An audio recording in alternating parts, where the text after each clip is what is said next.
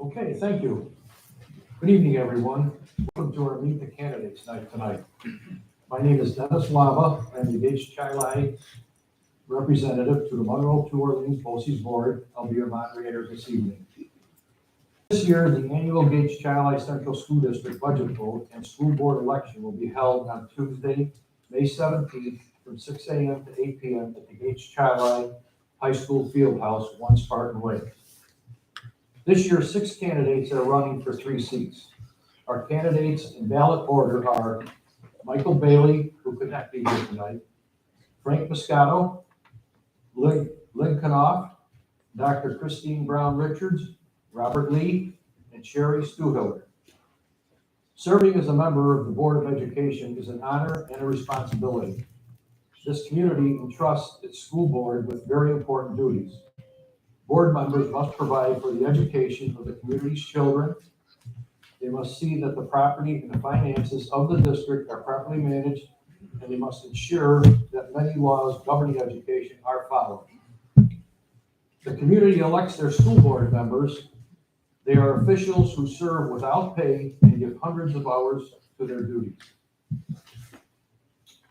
Each candidate will give an opening statement of up to 3 minutes long in ballot order.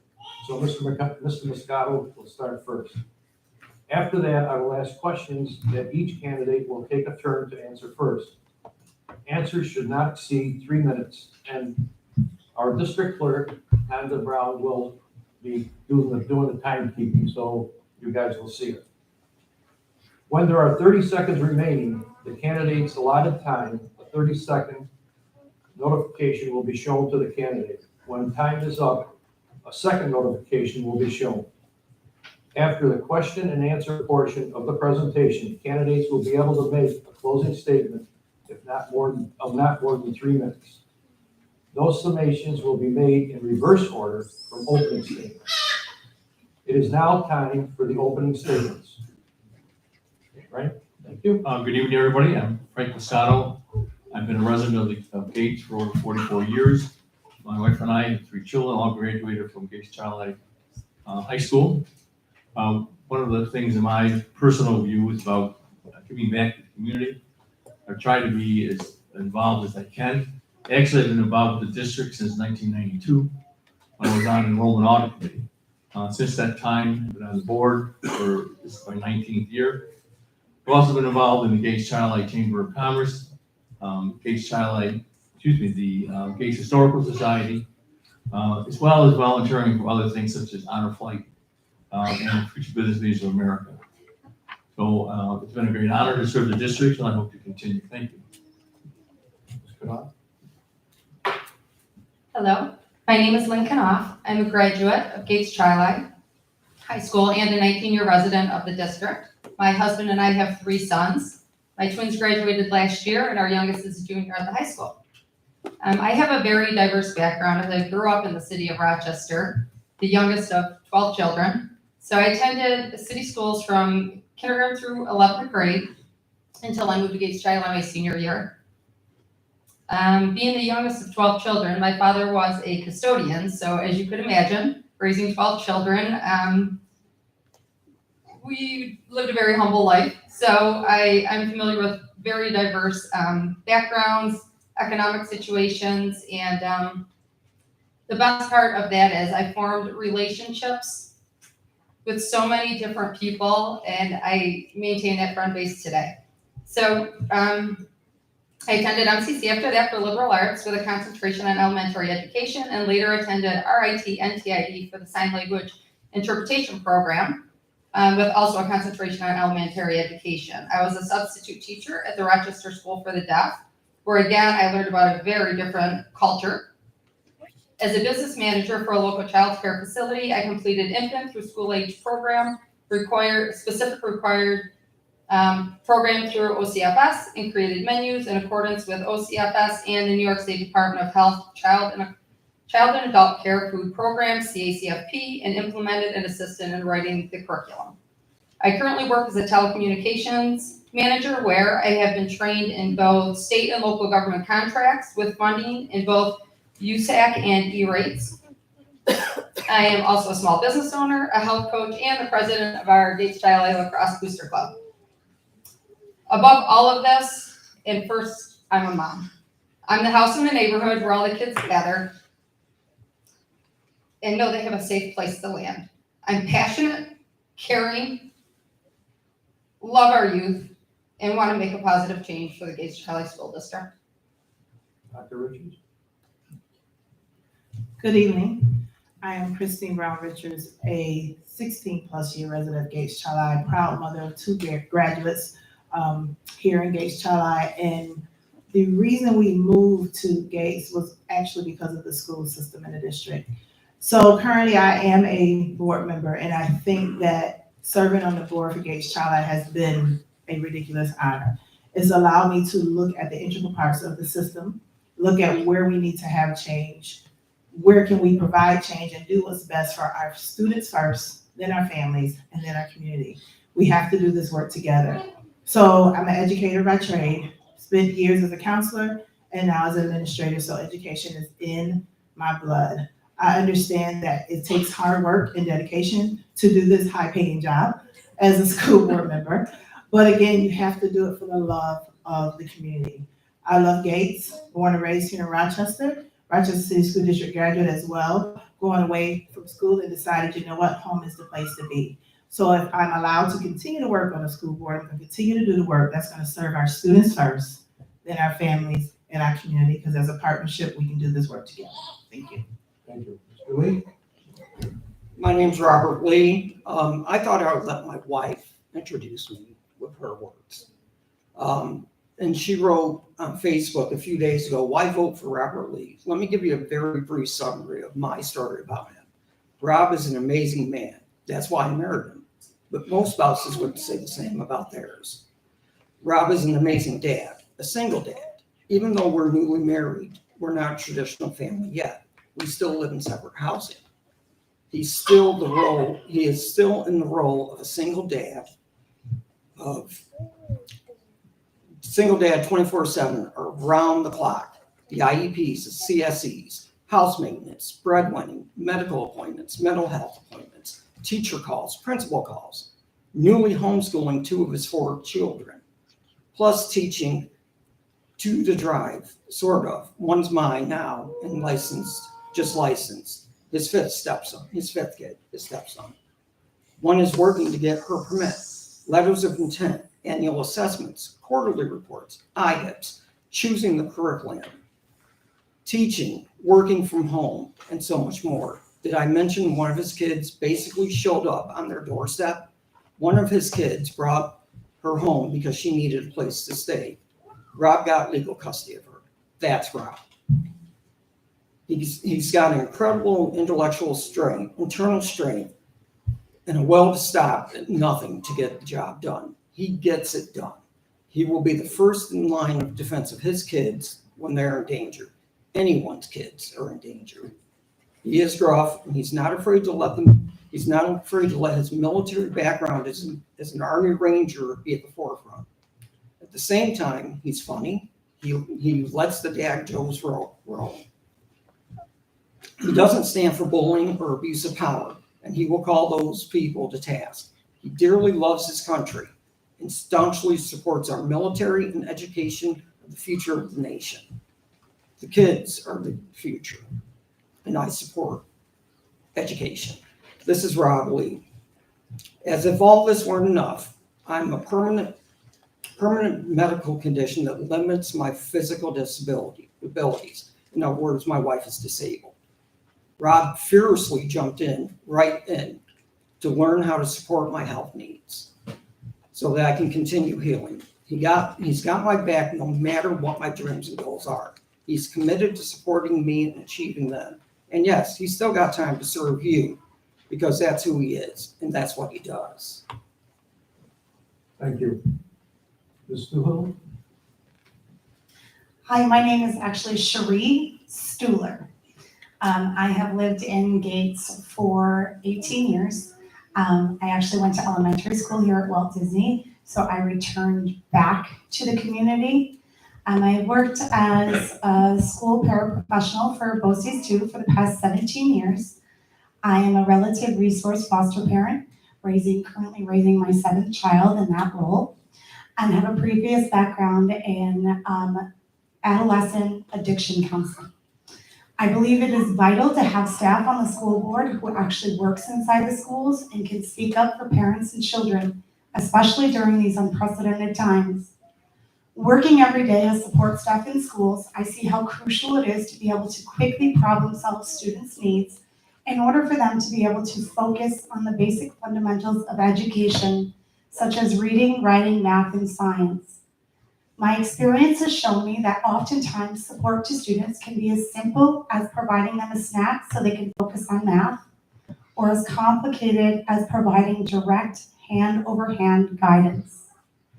It is important to remember that support comes in many forms. We need to continue to ensure our students that are thriving in school are also acknowledged and recognized, thus allowing them to see the value in their continued success.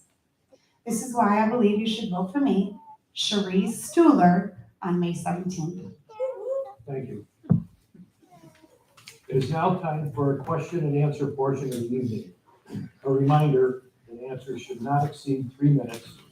When there are 30 seconds remaining in the candidate's allotted time, a 30-second notification will be shown to the candidate. When time is up, a second notification will be shown. Each candidate will have the opportunity to answer questions first on a rotating basis. We begin with Mr. Moscato. Question: what strengths would you bring to the Board of Education, and how can those strengths help support the district goals? I think one of the biggest strengths I bring is experience in governance and boards. I've been a president and vice president of the Gates County Chamber of Commerce, president and vice president of the Will County School Board Association. I was a trustee of the Gates Historical Board as well. What this has done is given me experience in how to manage meetings, how to set priorities, how to set policies, how to review policies. And I think these are all activities that the board needs to do in an ongoing way. So, so again, this is one of the strengths I think I bring clearly to the board, and hope to continue in that capacity.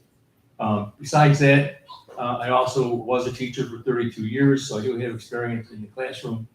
So I have a way of judging any proposals and things that involve that. So I do bring a diverse background into the position, and I hope to continue it. Thank you. Thank you. Ms. Kanan?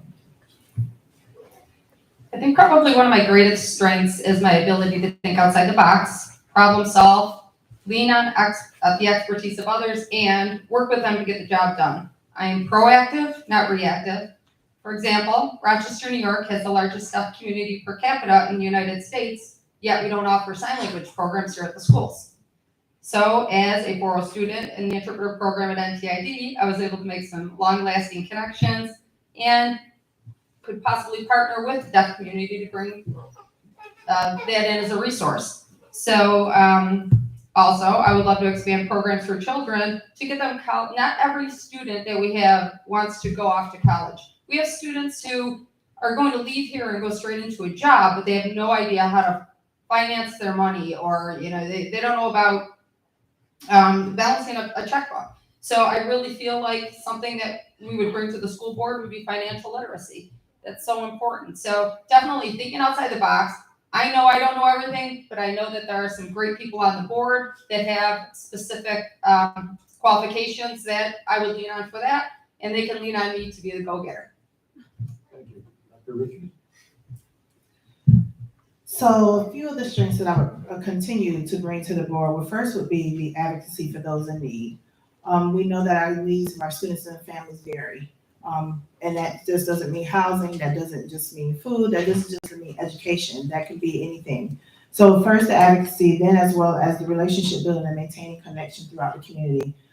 Gates is a wonderful place, however, we know that each community within the county depends on each other. So maintain those relationship connections with people in prospective places to get what we need, what's best for our community. Experience in governance already on the board, and understanding what that looks like and what that means and what the rules are and where we have to fight and where, with fight, we could push the fight, and where we know that we need to also kind of come to an agreement and do what's best for the children. And then last, I would bring that background in education.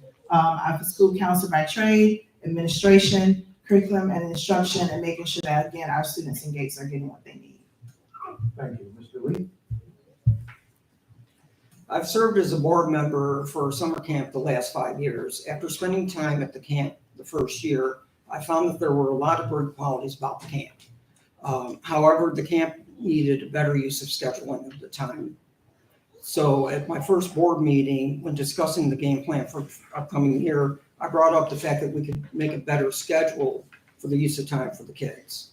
The board agreed to allow me to come up with a new schedule and to give me time to work on activities within the schedule for the kids.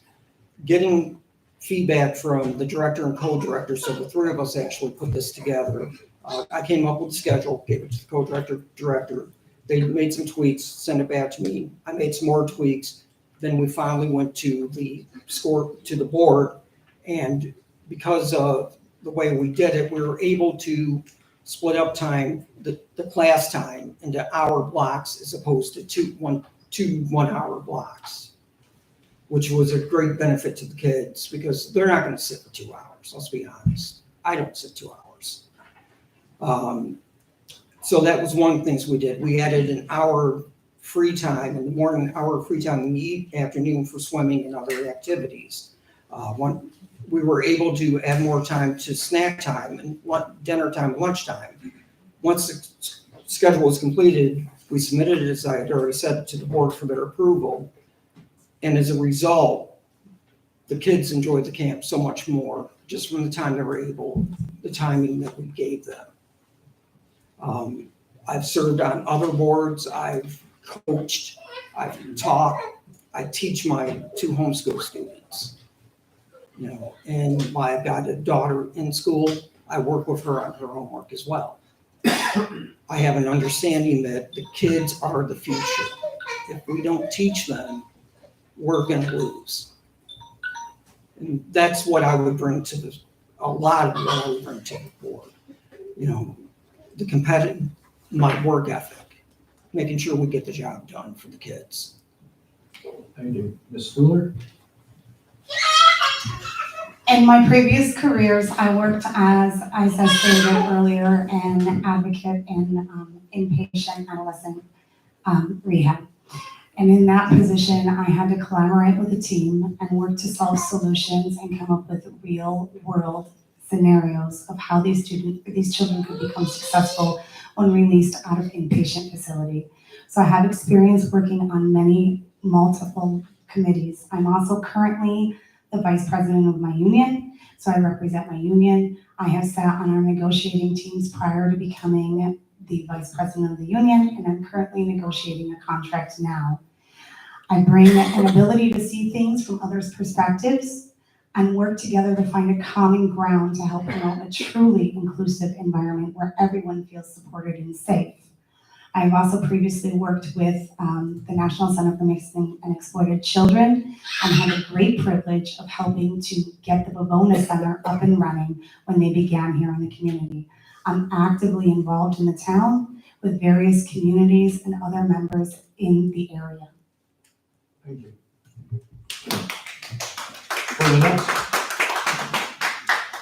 For the next question, we'll begin with Ms. Knopf.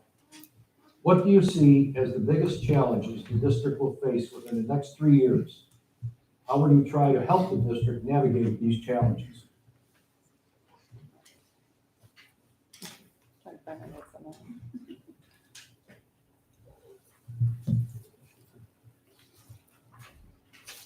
All right. Well, I can't find my notes on that, so I'm just going to wing this one. Can you repeat the question, please? Okay.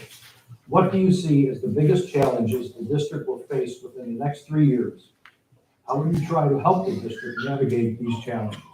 The greatest challenge I see is definitely going to be the pandemic recovery. Our students suffered significant academic loss in conjunction with mental health issues, depression, anxiety, suicide rates increasing. Schools also experience higher violence and behavioral issues. I believe we need an all hands-on approach to provide tiered support at every level for these students. We must meet the students where they are, both emotionally and academically. I will advocate for smaller class size, increased staff and staff support, increased security presence, high dosage in-person tutoring and mental health providers. One thing I would love to see, I would encourage wraparound programs with one-on-one tutoring where parents can observe in a structured environment. And this tutoring perhaps we could partner with Big Brother, Big Sister, and thus offering both an emotional support and an academic support for many of these students who don't have environments at home where they can lean on somebody, and they really need that extra support there. Perhaps we could also hire Gates Child graduates for a near-peer mentorship, or possibly nurses or medical professionals who lost their jobs during the unlawful vaccine mandates. Thank you. Dr. Richards?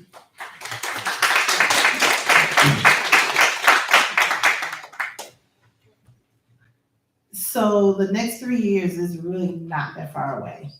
And I would have to agree, with one of the things I think we're gonna be battling is COVID recovery. Because we're at a different stage in the pandemic as we speak right now, where we know we've seen some gaps and some losses, and we're trying to make that recovery. So again, you have to look at the children and the generational needs and the ages that are coming up now. For example, if you take a current sixth grader, really they were in fourth grade when they were in school last. So we're looking at that gap in between how we bridge the gap in learning and making sure they have the things they need to move on. Social emotional needs, the whole child connection.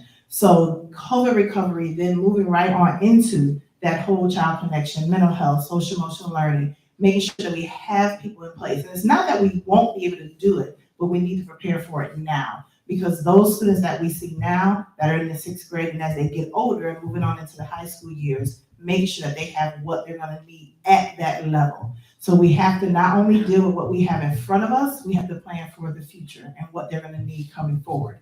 And then as well as making sure that we as a district can maintain our fiscal budgetary responsibility. Because they're giving us a lot of money now, but what happens when the government says, guess what? We need to take that back. So we need to make sure that as a district, we're balancing that. So those three alone are gonna be crucial, and making sure that we're looking at out of the box thinking, making sure we have different voices at the table, and bringing the community along with us to make sure that we're all covering all needs for our families. COVID recovery, the whole child connection, and making sure we can manage our money. Those are the things that I see forthcoming, but if we plan now, we'll be prepared for the future. Thank you. Mr. Lee? I see the biggest challenges is low graduation rates within the district. We're in the lower 50% of the state for graduations. That's per the 2018-19 statistics, which I was able to obtain. Now I'll get into what we did last year as well in another question. At least there's an increase of violence and bullying within the school district. At least 4 families in the district have pulled their entire families out and are now either in private schools or homeschooling. One of them was told by the district that they were at fault, not the bully. A child, a child was told to use scissors or fail an assignment after a student informed the teacher that she was not allowed to use them per her safety plan. An English teacher shared with her class that she was taking a leave of absence as her daughter tried to commit suicide. The teacher went into graphic details. A student was triggered to thoughts of cutting herself. This was not only inappropriate, but the teacher was reprimanded. There was an alleged rape last year. Even though the grand jury dismissed the charges, it's still a safety issue within the school. Our football coach was jumped a few years ago by 4 students. This is a safety issue for teachers. Safety is not just our students, it's also our teachers and staff. Per New York State Education, which I alluded to, the district was rated at the bottom 50% of 783 school districts in the state. In graduations 2018-2019, we only had 82% of our students graduate. In 2019-2020 school year, we jumped to a whole 88%. And that, however, was only because we got a get out free jail card. There were no student tests. The school district settled a federal lawsuit in August 2020. The suit was for numerous violations of American with Disabilities Act. The suit was filed by a family with a service dog. Excuse me. The district violated the ADA by not allowing the service dog in the building. This was not a one-time occurrence by the board. This was over multiple years. The DOJ and Civil Liberties filed a joint suit. It was settled for $42,000, and the district had to correct how we handle ADA compliance. This was under the current board that are up for re-election. For me, I don't want anybody serving that can't obey the law of the land. I will work with the board members to get better safety plans into the district. We must listen to the most vulnerable in the district. We need to work with the parents of law enforcement teachers to come up with better ways. Mr. Lee, excuse me, I have to stop you. Thank you. Ms. Stuler? I don't think we have 3 years to focus on the biggest challenges because we're living in the biggest challenges right now. We are missing the chance and the opportunity for these students that are now transitioning into high school that have not had those critical years to experience the true middle school events, to transition from elementary to the expectations of high school and everything that comes with it. We don't have 3 years to wait. We need to focus on this immediately. It is crucial. COVID has shown us that there have been significant gaps, and this was created further. Our children's mental health is suffering. The children that are going from middle school to high school now have increased levels of anxiety. They are not prepared. They don't know what to expect. So the high school needs to prepare today for the incoming high schoolers starting in the fall. It is never too late to start these preparations and have these talks now. And being in the school walls, we see the increase as we've come into the final semester and we're at the last 9 weeks of school now. I think that I bring with me the ability to access resources within the community that we have never utilized before. We have amazing support systems that are underutilized, that are free services that we could be bringing in to help foster some more mental health positive outcomes for these children and some great role models for these children. They have been lost in the shuffle and they've lost out on so much of these critical years and the events that we all take for granted, and we forget how important it is, those social relationships, for how we mature and how we handle things in life. There's much more to be said from that. That's not even touching on the academics that were lost, especially for our special ed students who sat behind a screen, and then when they did come back, we still had them on a lot of screen time. They need that interaction. That's how they continue to build and be successful. That is really looking at the needs of all. Thank you.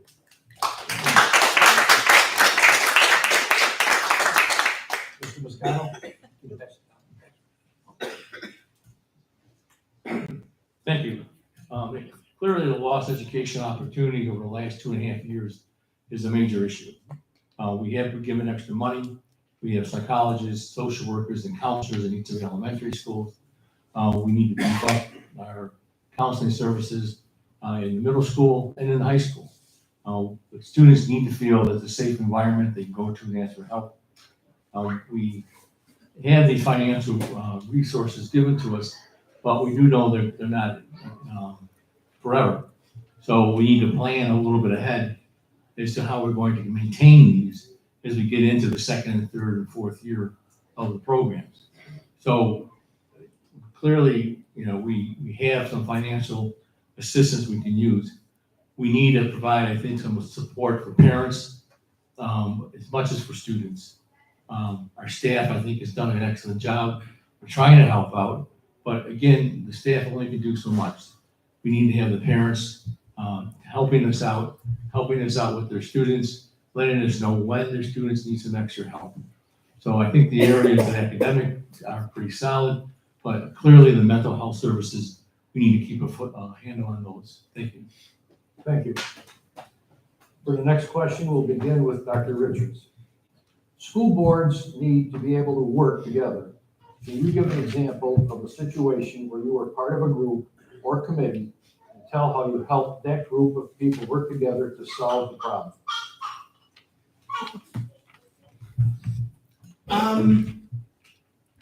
I can use a couple of examples, and I'll just use actually currently sitting on the school board.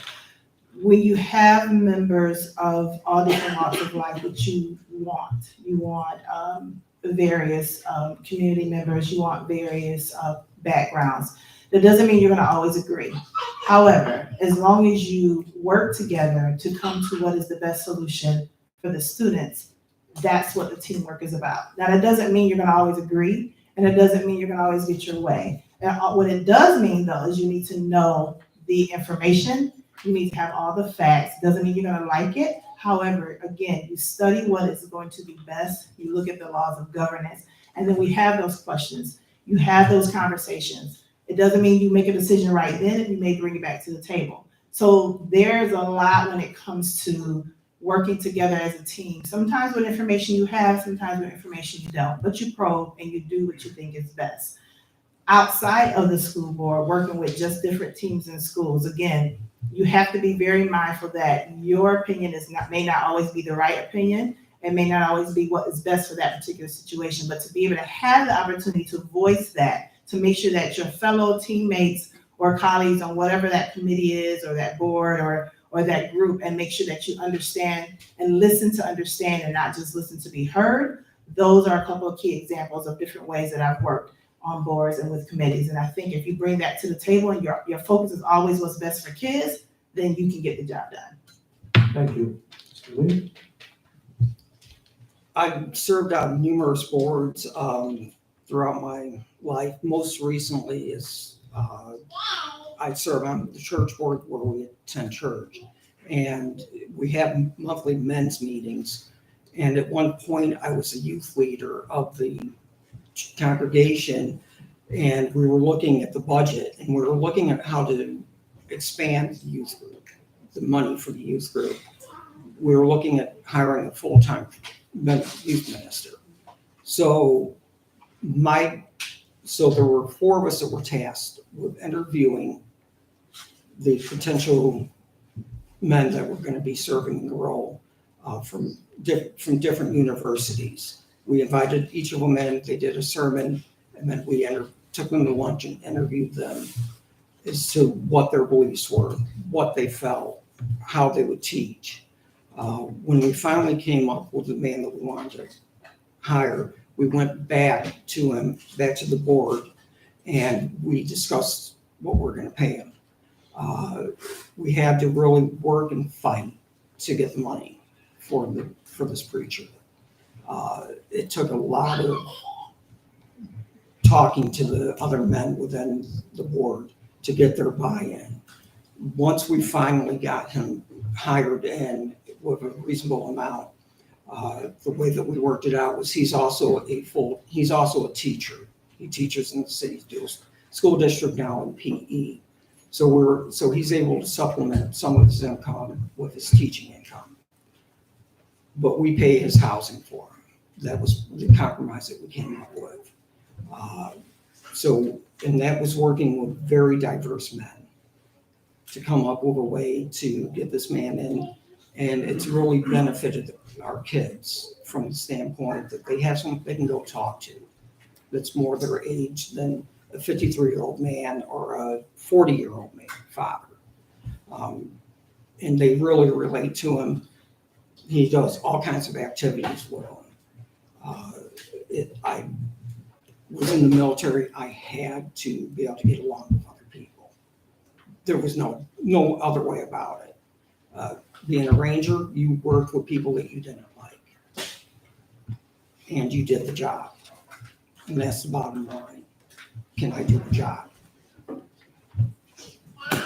Thank you. Ms. Stuhler?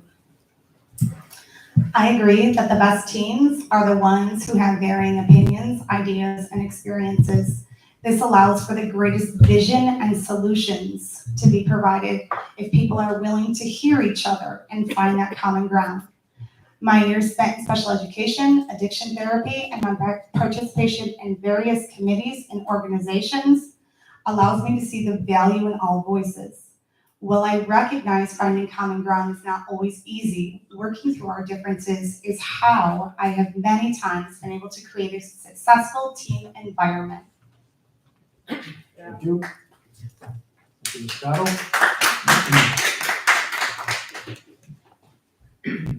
Thank you. I'm going to share a very specific situation that came up. In 2007, the county executive decided they were going to withhold sales tax for the school districts and the towns. That worked out to be about a $32 million cut in revenue.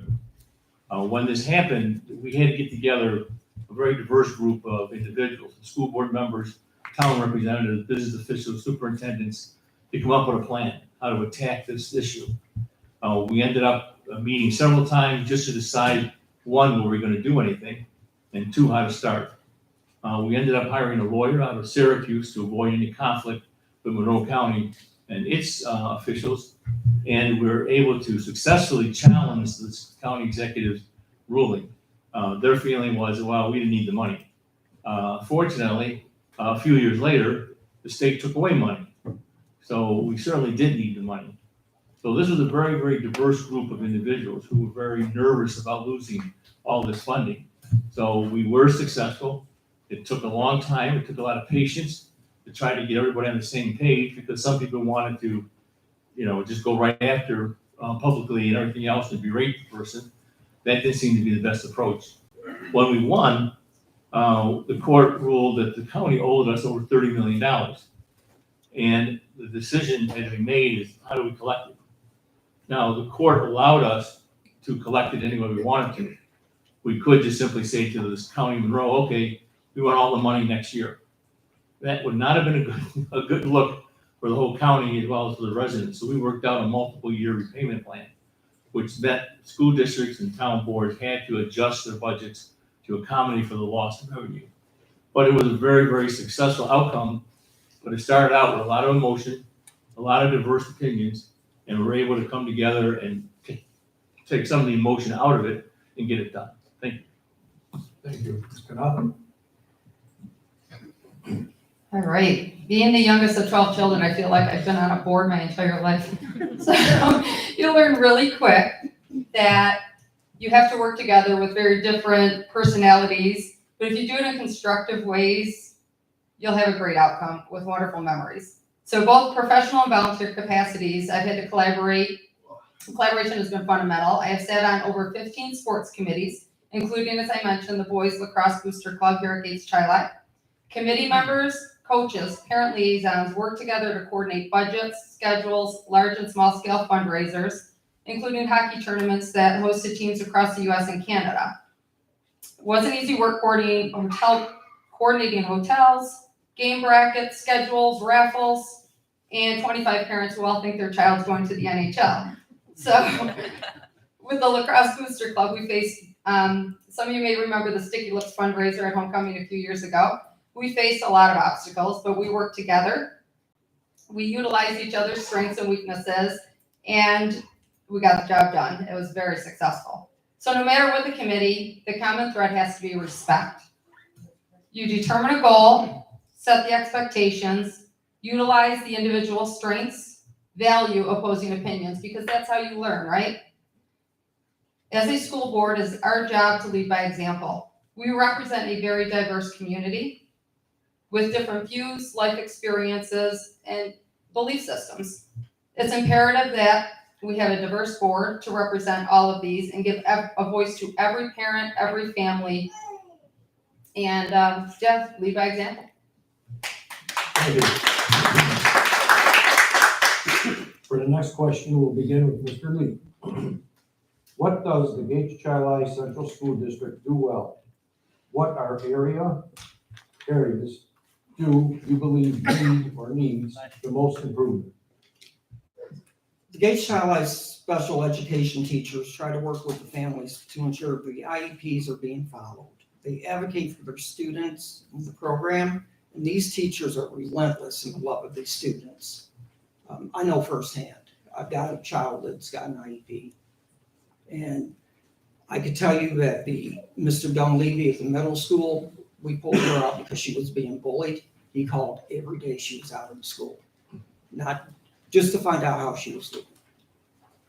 That is something that I'm grateful for Gates Child Life. With that being said, we have a lot of issues that the current board has created that we need to fix. I've outlined a few in previous questions. We cannot accept to be in the lower half of the state for graduations. That's just not acceptable. We must place every child above all else. We can't allow the schools in the district to violate laws.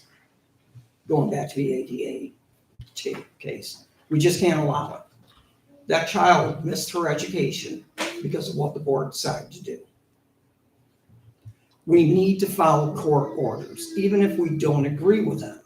There was a court order that the mask mandate was unconstitutional, and the district decided not to follow the state, and even decided to send out an email stating that they were not only that they were going to blatantly disobey the ruling. This is an example the district set to our children, that court rulings don't matter. 2 days later, when the stay that was granted was lifted by a superior court, we received another email in the district saying that they were going to obey the new ruling as it was the law of the land. So they're going to pick and choose what laws they want to follow. That's not acceptable.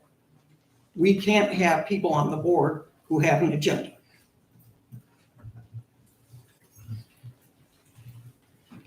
The ruling was, as I said, we're teaching our students that they can pick and choose what laws and rules they want to follow in school by the example of the board. The current board members don't seem to think that we need to obey disability laws. We need people who are willing to follow the law. That's pretty simple. We have to look at the laws and follow them. If we're not going to follow them, we're going to be paying out money. This seems to be an ongoing issue with the board. Thank you. Thank you. Ms. Stewart? I believe we have a wonderful special education services here, especially at the elementary level, where early intervention is so important. We have many truly caring and supportive staff members. We also have a wide variety of extracurricular opportunities for students. I feel we can improve upon staff trainings on practical things, such as managing behaviors, recognizing mental health issues, de-escalating intense situations, recognizing how our own baggage is affecting a situation, as well as building and fostering relationships with each other and students that assist in maintaining a healthy and safe school environment. Thank you.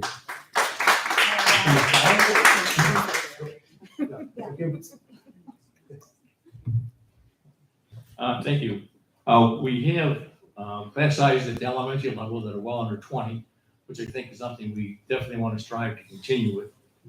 At the secondary level, we offer a wide range of courses to help students prepare for life after school. We have career technical education certifications. Obviously, we have BOCES. So we try to have a diverse academic program for those who want to go into college, but also opportunity for those who want to go into the trades. Where we have an issue, I think clearly, is instill staff diversity. Our student population, by their own identification, is close to 45+% non-white, and our staff certainly isn't. We tried. We hired a director of recruitment, inclusion and retention. That person's job is to try to encourage people to apply for jobs. Obviously, we can't post a job and say, only apply if you're X, Y, and Z. You can't do that. That's against the law. So, we do need to continue to work on that. Our staff is heavily white for the most part. So that is probably an area that we definitely need to keep on working on. Thank you. Thank you. Ms. Knopf? I believe Gates Child does a lot of things well, and I second what everyone has said about our special needs, our special education department. I think we all agree they did a phenomenal job on the athletic field, auditorium, music programs, theater. But we need to get back to the basics: reading, writing, math, science. I've been asking parents, because this is what I believe, is what the parents believe. So I've been asking this question for the last few weeks, and the overwhelming response is that parents feel shut out and a lack of transparency. We need to improve opportunities for parental involvement, offer roundtable interaction when thinking of implementing programs that affect the student's education, perhaps curriculum nights. Parents say that they no longer know what the curriculum is. They want to see the curriculum. So one parent told me that in the past, they would sit down and the curriculum would be laid out and they would have a chance to look that over with the teacher and with their child, and that no longer happens. So that's something they want to see brought back.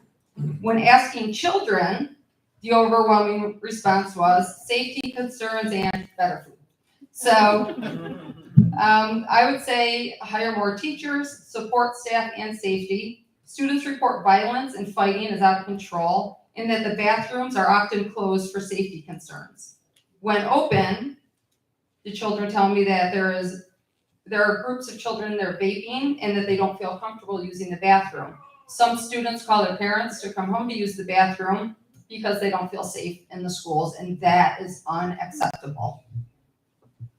Students pass it along without meeting requirements or standards. Additional services are needed to ensure they are receiving the education that is guaranteed to them. Thank you. Dr. Richards? So there are several things that Gates Child Central School District does well, but of course, you must have pros and cons. You always have to be able to grow and to continue to get better.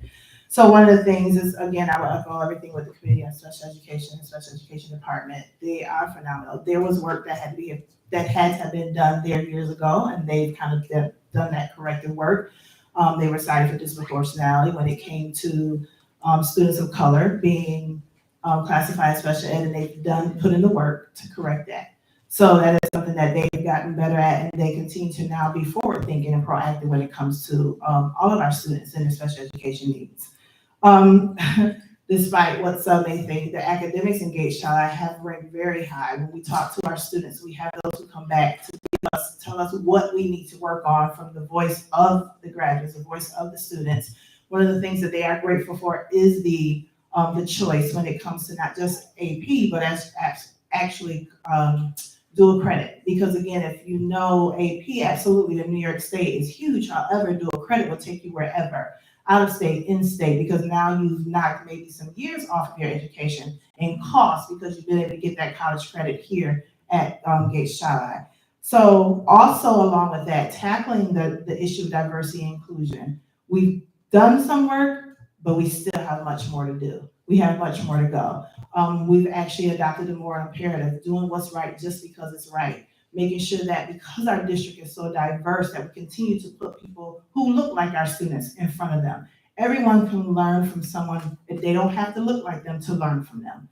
So that can go both ways, and that goes for, all disabilities, all races, all needs, all should mean all. So we want to make sure that we continue that work, making sure that we're getting students and staff in front of the students who may not look like them, but I can teach them. We need to open up more opportunities for different classes that our students do not have. Some of them talk about American Sign Language. Some talked about other languages that, why are we forced to take certain things that, may not be as prevalent as others, German versus Spanish. So we need to also listen to the students as well, students and families, to hear what it is that's out there in the real world that we know that they need, so that we can continue to be on the forefront of providing what's best and what our students need. Thank you. For the next question, we'll begin with Ms. Stuhler. In 2020, the district adopted a moral imperative, and in 2021, implemented a strategic plan for equity. Please tell us if you support these efforts or not, and if so, how you see your role as a board member supporting, not supporting these efforts. I believe in equality. Equality means everyone starting from the same place, getting the same things, and being held to the same standards. while helping them to achieve to the best of their abilities. Every child can succeed and should be told so, regardless of their circumstances. And that is true inclusion. So I will share a personal note with you. I have 4 older kids that came through this district, all with very high needs. 2 of them were kicked out for their very high needs. So I, as a parent, sat and said, my child needs to be held accountable. I'm asking you to help me hold them accountable. And instead, they were given everything. Those children cannot succeed today. They were failed because they were not given the opportunity to be held accountable. In the real world, no one is going to remove your hurdles. It is our job to teach them how to jump those hurdles, how to be successful, and to remind them no matter what life has dealt them, they can be whatever they want. That is our job. That is equality. Thank you.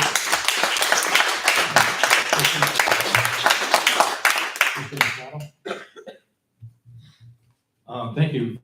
One of the issues that we face in education is how to talk about equality and equity.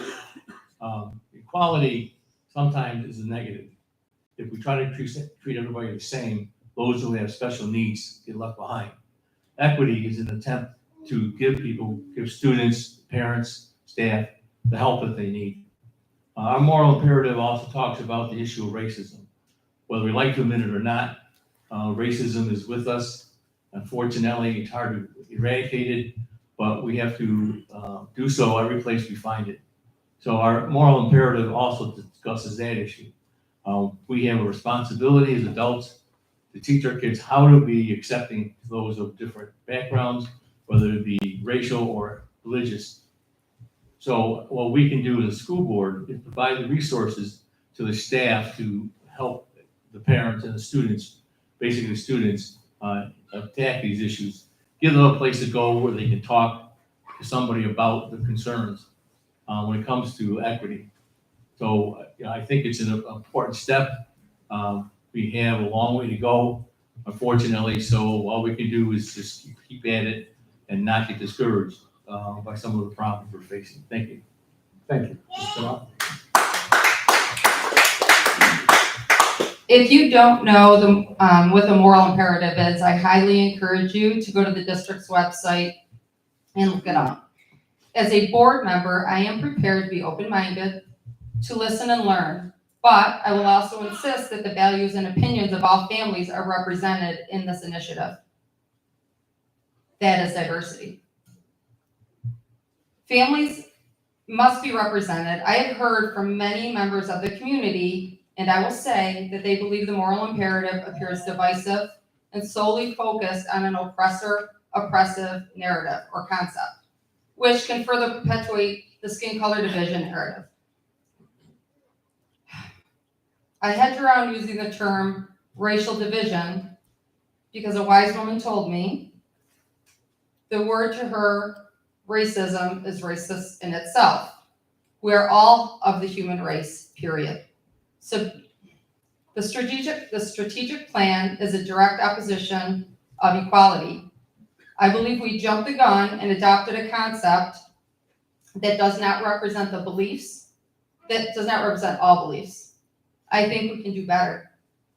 And that would be my job, and that's what I would bring to the school board. I would ask tough questions to see all sides, researching and finding solutions together. The right of every child is equal education, without regard to race, color, sex, or national origin. We must do better for our kids. Instead of lowering standards, we must provide tools and resources to empower these students to overcome these obstacles. Don't tell them that they can't do that. Don't tell them that the color of their skin is going to hold them back. In doing so, we must evaluate people based on their merits and abilities. Obviously, there's way too much to unpack here in 3 minutes, so we'll all be here for questions after the meeting. Thank you. Dr. Richards?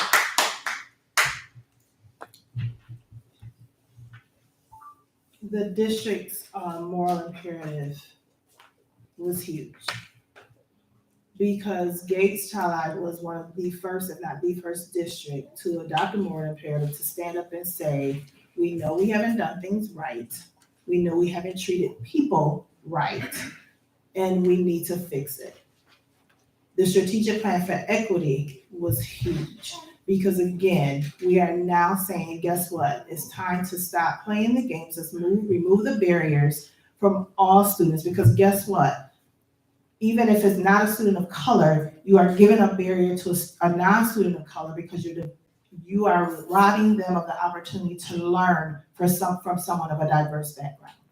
So absolutely, I support the district's moral imperative. I support the district doing the work for diversity and inclusion and making sure that we do exactly what we say. We're creating a warm, welcome, and affirming environment for all of our students of color, students of non-color, students of religious background, disabilities, without disabilities, every single one. Because once they leave us here, as we've heard from some of them, we know that the world is not going to look just like Gates Child Life. So we need to prepare them for any and everything that they could come about. But we also cannot be blind to the fact that there are systems and barriers that have been in place that we need to remove to make sure that we continue to do what's best for all students. So yes, as a board member, I support the district's moral imperative. I also support the district to make sure that we continue to do what's best for all. Not one child should be left behind, whether you're a color or non-color. Every student and their needs need to be taken into account. And it is our job as a board, current board, new board, old board, because unfortunately the current board is getting some flack for things that may have happened prior to, but guess what? That's okay. As long as we do the work now, we focus on what we have in front of us and make sure our students are getting the best education possible, then we're doing the work. Thank you. Mr. Lee? For political, equity has now come to mean the functional opposite of equality. Equality means equal treatment to all citizens under the 14th Amendment. Equity means treating Americans unequally to ensure the outcome is equalized. This is the old, tried, and failed Marxist standard. This is Marxism. I do not support it. Politicals went on to state, equality is an essential idea that everyone should have the same equal opportunity.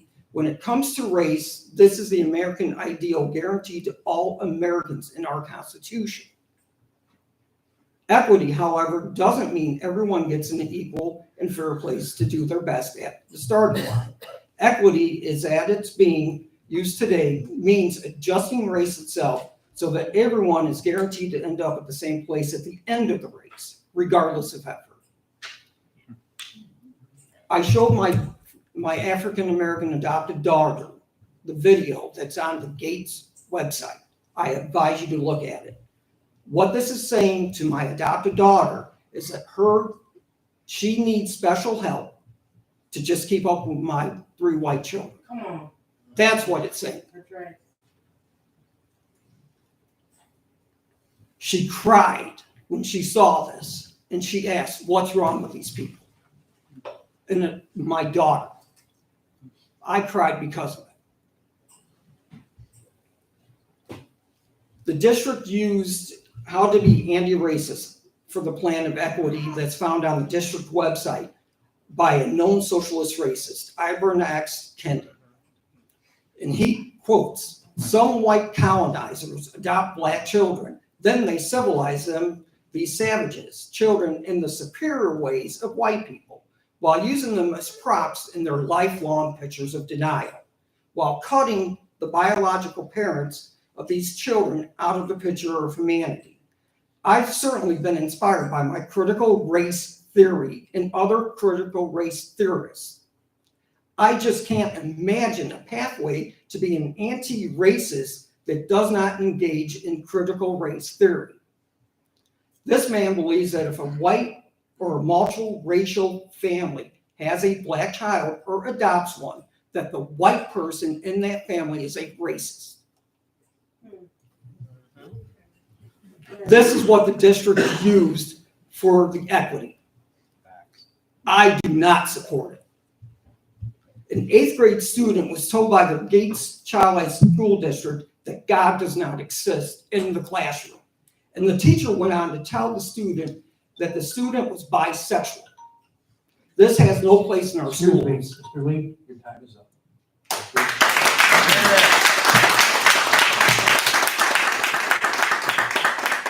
For the next question, we'll begin with Mr. Moscato. Please describe how you see your role as a school board member in advocacy at the local, state, and federal level. In order to advocate at any level, you need to be educated about some of the major issues. We get educated by going to conferences locally, state, federal level, and then we meet with our individual legislators as much as we possibly can. It sometimes takes years to get anything through the state legislature or the United States Congress. But we need to recognize that this is an ongoing effort more than anything else.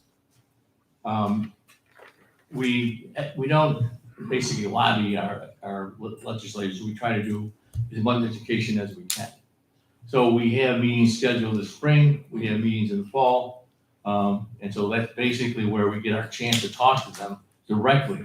Also, we try to make relationships with their staff.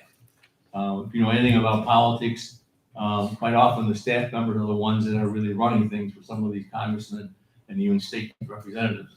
They're the ones that collect all the information. They're the ones that give them the details. So we try to work with the staff members as well as the legislators. So it's an ongoing process. I've been at it more or less for every year I've been on the school board. And unfortunately, every 2 years the elections come up. We change state reps on the legislature, and so we have to start over. It can get a bit frustrating, but it's definitely worth the effort. I think the foundation aid change is probably one of those things that we were fighting for 20 years ago. The state owed us money, and they just said, maybe next year. So we kept at it, and they finally said, yes, I guess we do need to provide you with the money you deserve. Also, we had a situation where they literally took money away from us a few years. They gave it to us, and then they cut payments at the end of the year. So we try to educate them about the impact of that. We don't have the luxury of being able to go to a bank and borrow money after our budget is established. We need to work within our means, and sometimes it means having to cut programs. And we want our state reps and federal reps to understand that. One of the interesting things is advocating for free lunch and breakfast for our students. We've been doing that since the start of the pandemic, and we're hoping to continue that right through not only the end of this school year, but hopefully for all of next year as well. So those are little things that we need to keep attacking or keep pushing our state and federal representatives. Thank you. Thank you. Mr. Knopf? Local school boards must have a presence in the legislative process, be well-informed, proactive, and be effective advocates for public education. I'm already out there advocating. I'm forming relationships with local, state, and federal lawmakers, having tough conversations today, now, with what our school districts need. If elected, I will gladly attend regional and state legislative briefings and conferences. I will gladly testify before legislative committees, and I will be an outspoken, fearless voice for you. Thank you. Dr. Richards? Echoing along the lines of my two peers, we absolutely have to be able to build those relationships with the local, state, and federal level. And Mr. Moscato is absolutely correct. Sometimes the designees are the ones that we need to get the information in front of because they carry that message back, and they're carrying our voices back to the officials. So going to the meetings, going to the conferences, going to Albany, having those conversations, meeting with the current committees that we have representatives on, talking about what's needed at our district level, absolutely continue to do that work.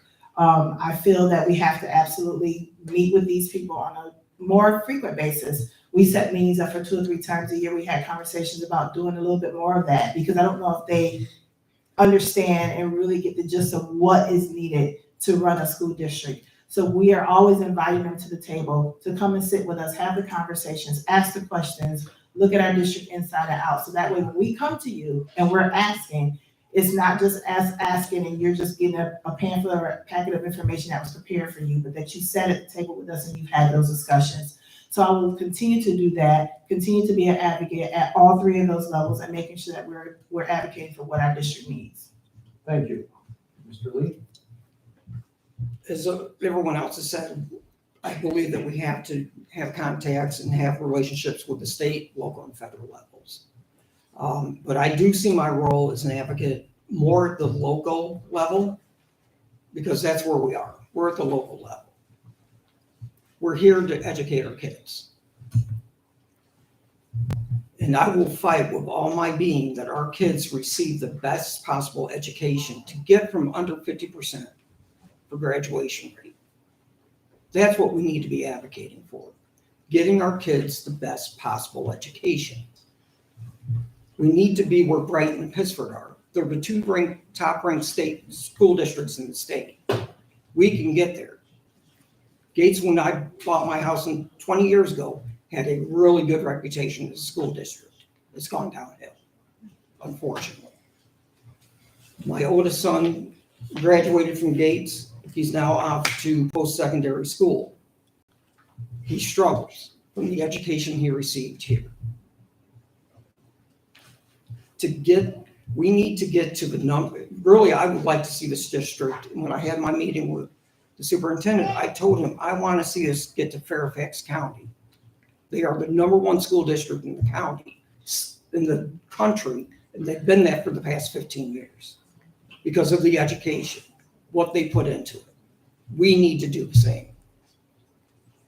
We need to fight for what's right for our kids, stand up against what may be wrong. I believe in parents' rights to have a say in the curriculum. If you haven't looked at the DEI that's coming out, the new curriculum, I advise you to look at it. It's worse than what they've got going now. As a parent, it takes hours to find what's being taught in the district. It took me over 2 hours to find an English assignment for my daughter to see what was being taught. That's really not acceptable. This district needs to be transparent with the parents. We're their partners. They don't rule us. And as a board member, I would ensure that we're not being ruled, that we're a partner with you. That's what we need, partnership. Before the unlawful Jimmy Carter Act of the Department of Education, school districts worked the curriculum with the parents. After the Fed got involved, all hands off deck. We can go back to having meetings with parents about what the curriculum is, getting their input, not hiding that we're putting Marxism into our school district.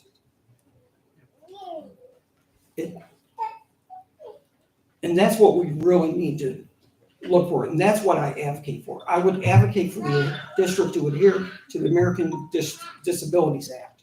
We have to at every time. Time's up. Thank you.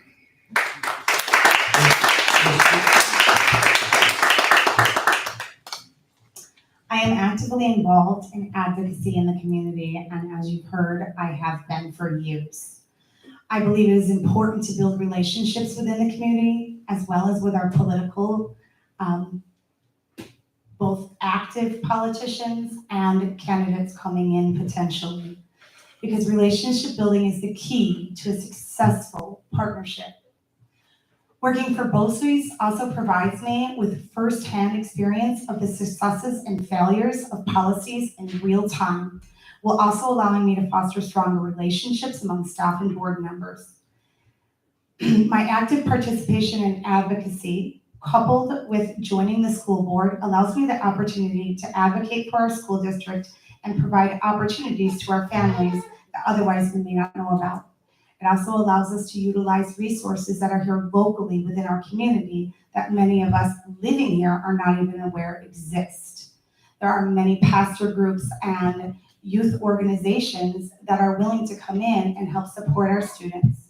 There are other agencies that are willing to come in. We have a wonderful law enforcement that is willing to come and partner some more with us to help with some other things and provide some role modeling experiences that don't cost us anything.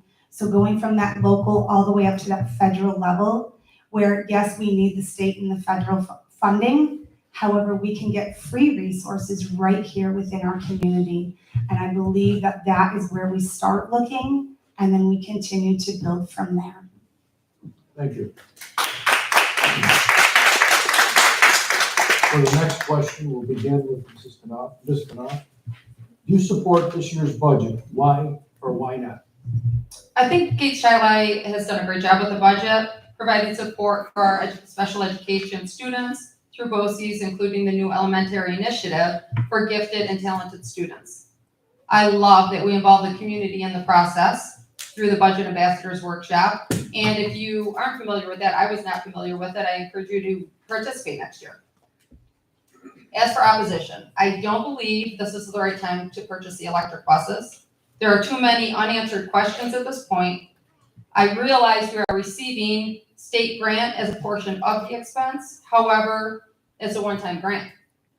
So at this point, future expenses will be the sole responsibility of the school district. The state already controls 37% of our budget. Taking that grant is going to give them even more power over our budget. So I just think that we need to set that aside for now. We need to focus on the greater needs from pandemic recovery for our students and get them on track where they need to be. Thank you.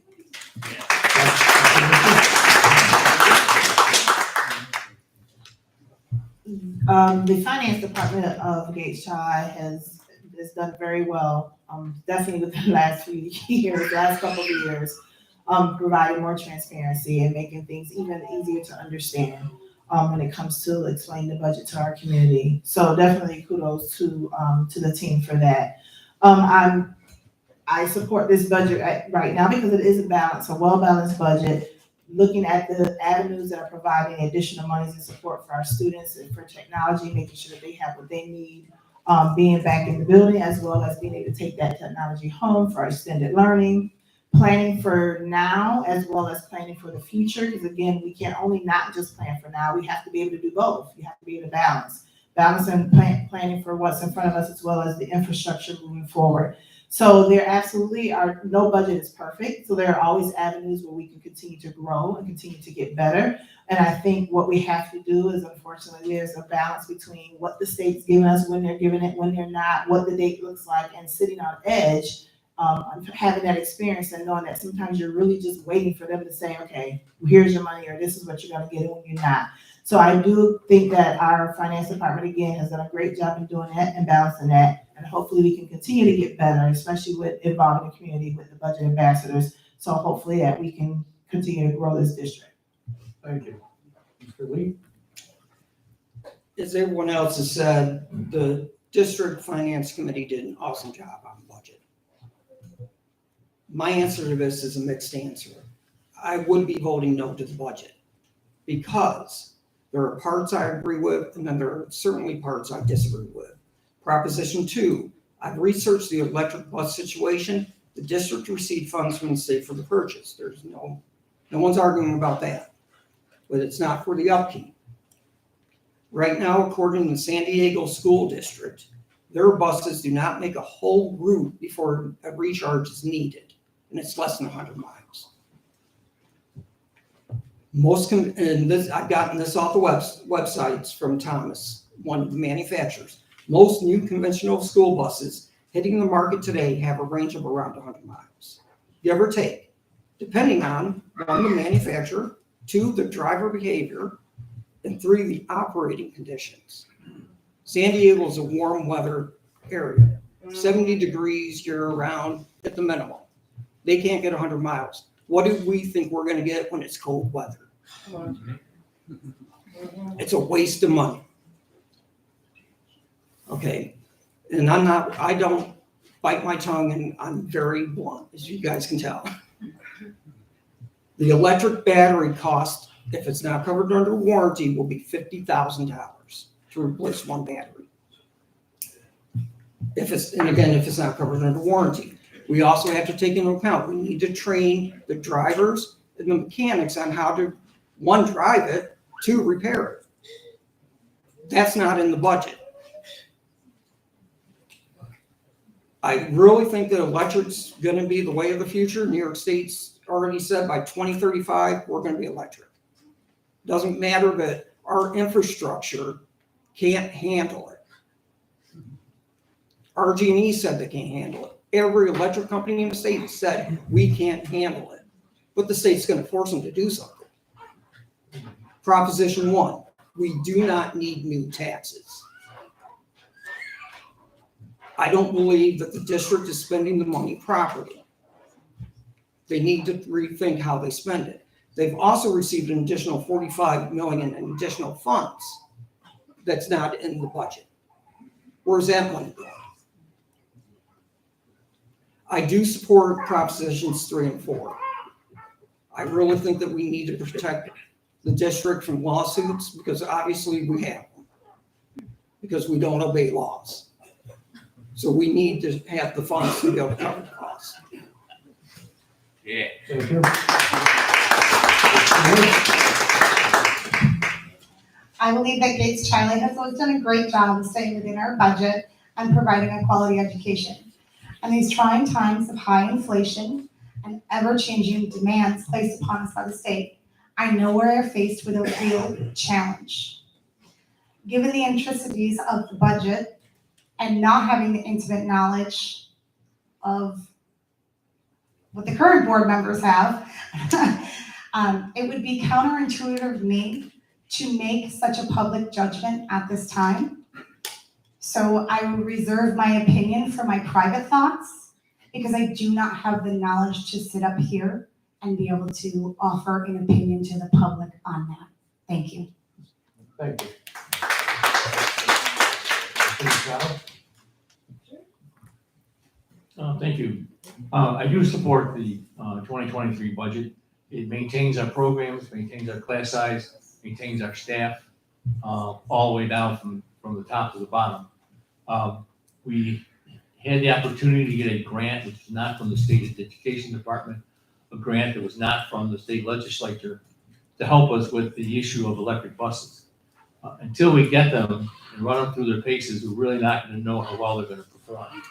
I do know that we are replacing these buses in the Neil Armstrong area.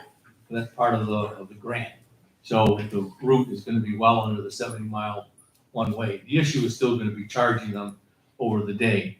You know, we definitely would like to get them charged up quickly, if possible. And yes, we do have an issue with RG&E providing the infrastructure. This is one of the advocacy issues we take up with the state representatives. We feel, and again, my personal opinion, is that this is very ill-timed. But we can't just sit back and say, oh, well, we're just going to hope it doesn't happen. If it does happen, we're going to be in deep doo-doo come 2034. So we need to start planning now. And the grant gives us the opportunity to investigate these buses and to see if they actually do meet the promise. When I go to the state legislature and I talk to them about some of the issues, I need to provide them with facts, not opinion, not something that came up from a different state. I need to tell them exactly what happens when we ride a bus around our district, not another district. So that we can do. So again, I think it's prudent for us to at least make the effort to get these buses in there and see how it goes. How well do we how long does it take to train the staff? How long does it take to train the bus drivers? Is there going to be a big difference in the way the bus operates in the winter compared to the summer? You know, we don't know. We don't know until we drive. So I think it's important we not miss this opportunity. And I think that, like I said, the budget itself is balanced. The rate of inflation is well over 4%. Some would say close to 6 or 7%, and we managed to stay underneath that. So I do support it, and I hope that it passes. Thank you. Thank you. For our final question, we'll begin with Dr. Richards. In a time of fiscal and pandemic-related challenges, school board members need to find ways to prioritize how to allocate the district's resources. How would you prioritize the different kinds of programs and services the school district offers? For me, the first question is, what is the impact on our students? What is the benefit for our students? So it's always student-centered and looking at those various different arms of, again, how does it impact our students? What's the benefit? What's the need? How is it gonna help them moving now and moving in the future? So first, the first prioritization is always students first. What's best for our students? We know that that then turns around and trickles down to our families. So we wanna make sure that we're talking about students, the family connection, and then we know that, again, there are also community members. So for me, it doesn't matter what happens, what the discussion is. The first priority is how is it affecting our students? Is it what our students need? What is best for our students and what's gonna be their benefit, as well as their pros and their cons? Because we have to realize, again, this is life. So everyone is not gonna benefit for everything, but we have to work for what's gonna do the best for the majority. So as long as we're talking students first and then we work to our families and then our community, that's where the prioritization starts. Thank you. Mr. Lee? The first thing I would look at is adding cameras to every classroom in the district so that we can see as parents what our students are learning. So that there's no hidden agenda. And this is also for safety of not only our students, but our teachers. Gates has had, and I'm not blaming the current board because I'm not sure if they were part of it or not, a football coach jumped by 4 students. So it is a safety issue for teachers as well. We have them on the buses, why can't we have them in classrooms? It's a simple, that's where I would first allocate. I would look to special needs students. The district receives $1,250 for each special needs student. Those are students with IEPs from the state. They receive an additional $6,000 for children with certain disabilities. However, it may be prorated by the state. I'm not sure where those funds go. I know of one family that asked for additional testing of their daughter for outside of the school, just looks at what they do, how they act in the school. The family was asking for them for extra testing for home life. The district blocked it, said no when it was requested. I'm not sure if it was over money. I don't know the reasoning. I would add funds for laptops and go to a hybrid schooling. 2 days at home, 3 days in the building. This will also allow parents to see what their kids are learning. And that's the bottom line. We need to know what our kids are learning. We really do. We need to make sure that they're learning proper things, that they're not being told that they're bisexual or that there's no God, or being bullied within the district. We need to know these things. There's no transparency with the district. Those were funds, with what I'm proposing, those funds would be there and we would have the transparency. Thank you. Thank you. Ms. Stewart? My priorities would be student-centered. We can see clearly the damage created to many of our students educationally and emotionally. I believe that we need to prioritize services for our students now. We also need to recognize that if we increase the tax burden on their families, that this also has an impact on their social emotional well-being, because that is also taking away during this time when families are struggling to make ends meet while we're facing high inflation and rising costs and loss of jobs. So I think we have a very difficult process moving forward to balance the community needs with our student needs, which again brings me back to the resources locally within our community that can be utilized free. And I think we underutilize the community. Thank you. Mr. Moscato?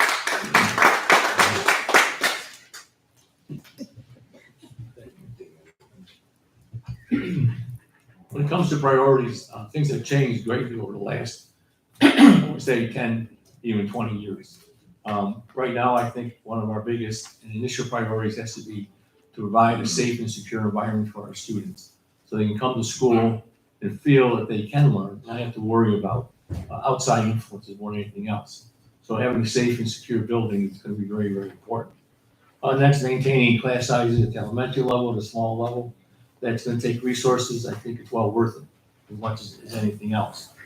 One of the issues that we have always is how to maintain a strong science, technology, engineering, and mathematics program. We also need to pay attention to the fine arts.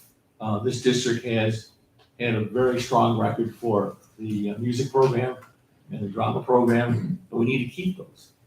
Students need to have this type of outlet. I think we can agree that we have a fairly good athletic program, but it's the music and fine arts that provide another outlet for a large portions of our students, and we need to keep that up. Obviously, we need to look ahead to the issue of financial support once the federal and state extra money is gone. And that's gonna take some planning. It's gonna take some planning when it comes around to staff attrition. We don't like to have to go through a reduction in force. I've been part of that in the past, and it's not a nice situation to let teachers go, because we don't have students or don't have the money. So, basically, our priorities start with safety and then go down to education, the best we can. Thank you. Thank you.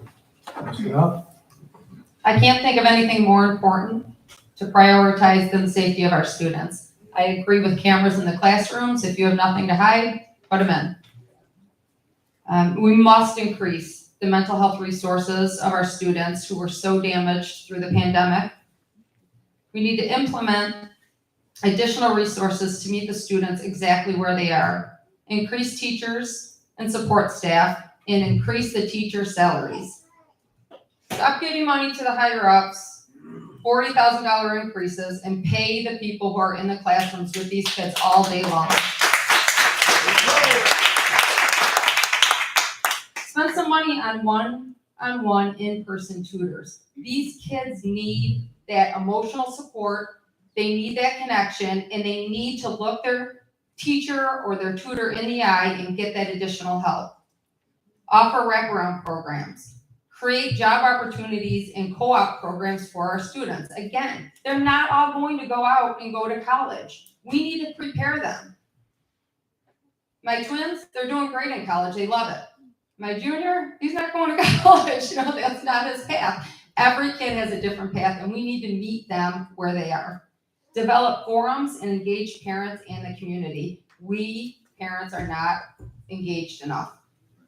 2 parents at the board meetings, 1 parent at the board meetings. We need to create an environment where these people, parents tell me that they don't show up because they're not going to be heard. 3 minutes speaking isn't enough. Let's set up some roundtables. Let's dig in. Let's figure out these problems together. They're all of our children. We need to do this for the future of these kids. Amen. Thank you.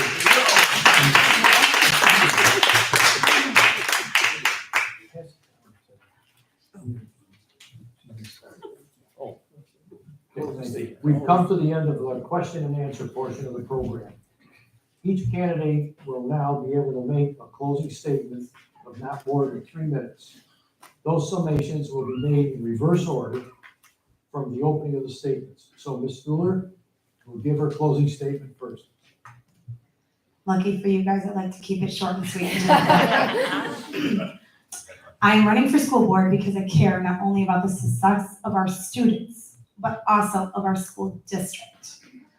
I believe transparency and communication are the building blocks of success. I want to thank you all for coming out tonight and showing your support and your interest in seeing who you are going to be electing. And I encourage you all to come out May 17th and vote for me. Again, Cherie Stuhler, I have to keep saying it because it's really hard, as your next school board representative. Thank you all very much. Mr. Lee, could you pass it down to Ms. Scott, please? We're going to reverse order. Okay, go ahead.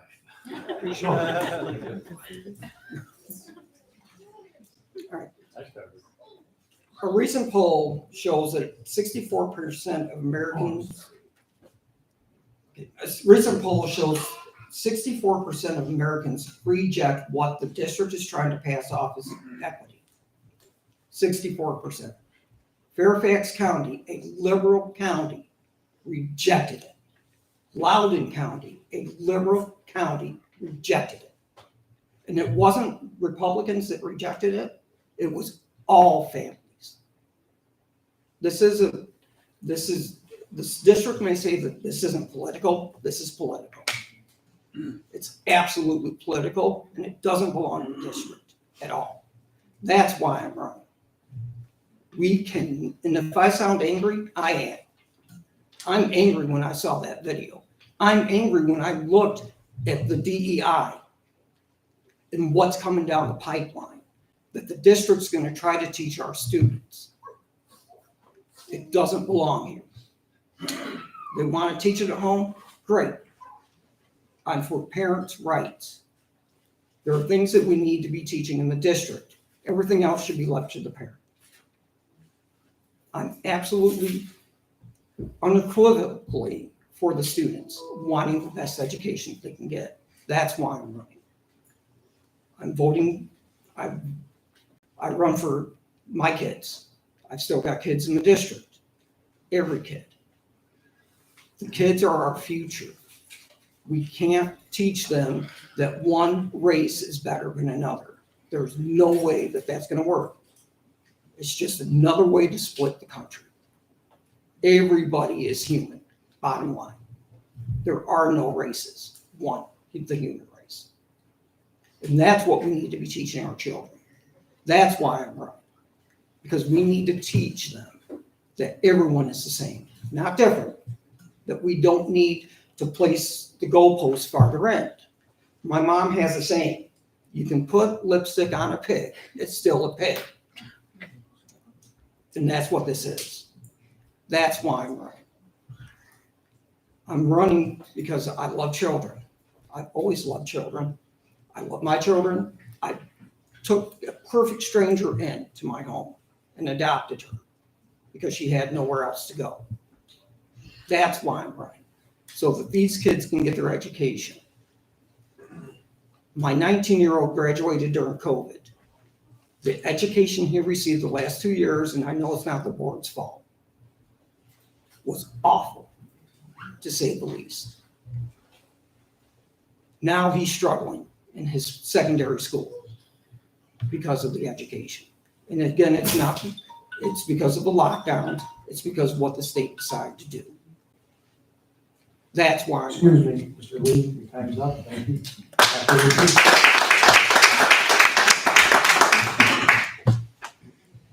Again, I'd like to thank everyone for coming this evening and giving all of us the opportunity to speak to you.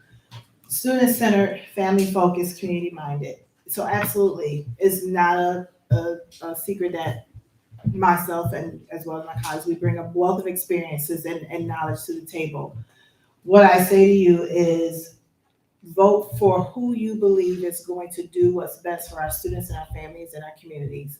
Absolutely. Do we all want you to vote for us individually? Of course. We would be crazy to say we don't. However, let's keep in mind that there is a system of things in place. And unfortunately, we don't all agree with it, but there are things that we have to follow. Doesn't mean that we don't give pushback. Doesn't mean that we don't disagree. Doesn't mean that they don't hear our voice at the local, the state, and the federal level. However, when you're focused on doing what's best for our children and our families, it will come out. It will come through. There are systems and things in place that Gates has worked on removing out of the way, and that we still continue to have work to do. We cannot deny that. You cannot deny that there are things that have been done in place in this school district and this system to keep others from not being equal, to keep from giving the opportunity to all of our students. So let's be clear. We have to be able to stand firm, push Gates forward to make sure that we're doing the work that all of our students are going to not only be treated equal, because equal doesn't mean equality. Diversity and inclusion is a must in this day and age. We cannot deny that. So I absolutely will ask you to vote for me so I can continue the work of the Gates students, the Gates families, and the Gates community. Thank you. Thank you again for your time. I know that was a lot. I really hope that you found value in my ideas and my promise to be an active advocate for you and your child. If elected to the school board, I will work to bridge the gap between parents and the school. We need to have more community involvement, more community participation, and I will definitely focus to bridge that gap. I will be an outspoken voice for each of you to ensure that your voice is represented, heard, and valued. I will make sure laws are followed, and I will keep a close eye on age-appropriate reading material and curriculum. Parents can teach morals and values and sexuality at home. Schools can teach reading, writing, math, and science. All voices must be heard. And most of you know I can be a very outspoken voice for you. Thank you.